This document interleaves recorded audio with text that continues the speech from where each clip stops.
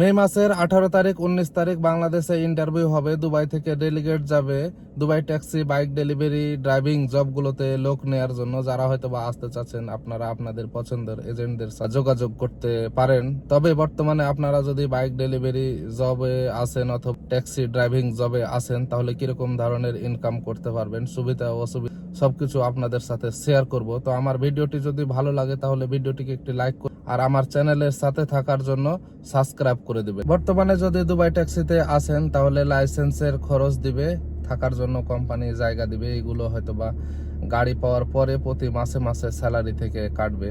তো এখন যদি ইনকামের কথা জিজ্ঞাসা করেন তাহলে আগের মতো আর ইনকাম নাই, কারণ যে আপনারা বুঝতেই পারছেন যে পুরো পৃথিবী যুদ্ধের কারণে একটা থমথমে অবস্থা। আর বর্তমানে দুবাইতে টুরিস্ট নাই বললেই চলে। আগের মতো আর ইনকাম, যারা হয়তোবা আসছে অথবা কিছু আগে গাড়ি পাইছে অথবা সামনের দিকে গাড়ি পাবে তাদেরই অবস্থা খারাপ। আমরা যারা হয়তোবা অনেকদিন কাজ করি আমরাও ইনকাম করতে পারছি না। তবে সিচুয়েশন ঠিকঠাক হয়ে গেলেও হয়তোবা ইনকাম করা যাবে। তবে এখানে কাজ করলে প্রতিনিয়ত প্রতিদিন ডেলি টেনশন করা লাগবে, কারণ যে কাজটা কমিশনের কাজ, আগেও কমিশনের ছিল, এখনো সামনের দিকে ভবিষ্যতেও কমিশনের কাজ হিসাবে দুবাই ট্যাক্সি বিশেষ থাকবে। আর এই কমিশনের কাজগুলোতে মোটামুটি টেনশন সবসময় থাকে। এখন যে টার্গেট হয় না, আগের মতো আর কাজ করা যায় না। প্রতিদিন হয়তো বা 120 কিলো 30 কিলো এর বেশি গাড়ি চালা যায় না, যেখানে আগে 200-250 কিলো গাড়ি চালাইতাম প্রতিদিন।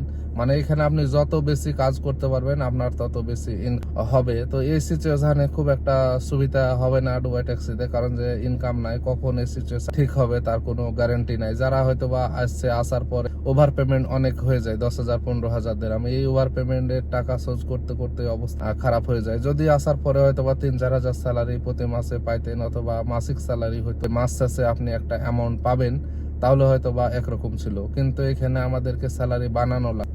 পার্সেন্টেজ যদি ঠিক মতো করতে পারি, টার্গেট করতে পারি, তাহলে ঠিক মতো স্যালারি পাওয়া যায়। আর কাজ ঠিক মতো না হলে, না করতে পারলে ঠিক মতো স্যালারি পাওয়া যায় না। তো এই অবস্থাতে টার্গেট তো করা কোনোভাবেই সম্ভব না, কাস্টমার পাওয়া যায় না।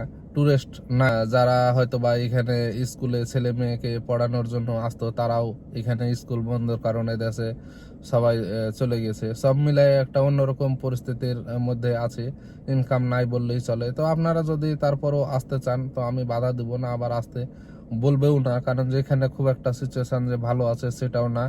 ইনকাম করা আসলে একরকম বলা যায় যে অসম্ভবের মতো, অনেক কষ্ট। তবে যদি কম স্যালারিতেও হয়, একটা মাসিক বেতনে আপনারা যে কোনো দেশে যেতে পারেন, তাহলে হয়তো বা আপনাদের জন্য ভালো হবে। অনেকেই হয়তো অনেক ভাবে বলে যে অনেক ইনকাম আসলেই হয়তো বা মাসে 1 লাখ 1.5 লাখ টাকা ইনকাম করতে পারে। তারা হয়তো বা এজেন্ট, তারা তাদের বেনিফিটের জন্য হয়তো বা বলতে পারে। আমি তো আর কোনো এজেন্ট না, যাতে যেগুলো সত্যি কথা সেগুলোই হয়তো বা আপনাদের বলি। আর বাইক ডেলিভারি জবগুলোতে যদি আপনারা আসেন, সেম ভাবে হয়তো বা আগের তুলনায় এখন প্রচুর পরিমাণে বাইক নাই, বুকিং নাই আগের তুলনায়। আগে তো অ্যাভেলেবল বুকিং থাকতো বাইকে, বিশেষ করে ফুড ডেলিভারি কাজগুলোতে। এখন আগের মতো আর বুকিং নাই, বুকিং আসে না, কারণ যে প্রচুর পরিমাণে বাইক, সেই হিসাবে এখন লোকজন নাই। লোকজন না থাকার কারণে আগের মতো আর বুকিং, বাইকেও ইনকাম করা অনেক কষ্টকর হয়ে গেছে। আগে হয়তো বা 3-3.5 হাজার দিরহাম ইজিলি ইনকাম করা যেত, কিন্তু এখন আর আগের মতো বুকিং না থাকার কারণে ইনকামও করা যায় না। বাইকেও যদি আপনারা আসেন, নিজের থাকা নিজের খাওয়া, ট্যাক্সিতেও যদি আসেন আপনাদের নিজের থাকা নিজের খাওয়া নিজের সবকিছু।